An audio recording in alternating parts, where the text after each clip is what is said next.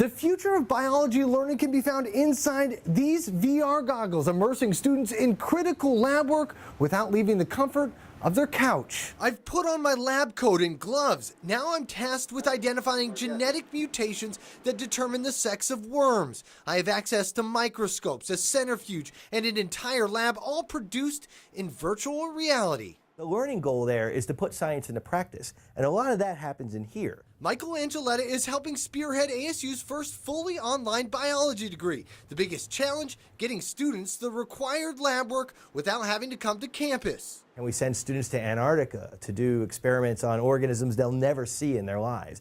Can we send them to a lab that doesn't exist, that has like millions of dollars of equipment that they would never get to play with, right, in a teaching lab? The answer is now yes. The School of Life Sciences partnered with Labster and Google to give 30 students the opportunity to try it out. Once we show that there's this potential for education, it's going to take off. She says the application can one day be used for history majors to go back in time to see the past firsthand.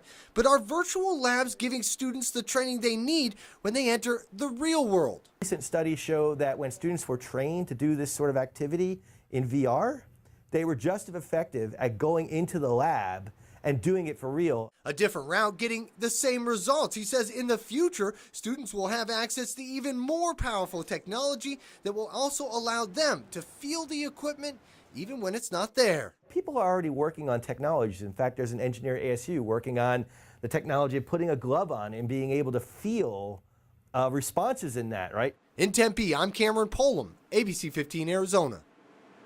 Okay.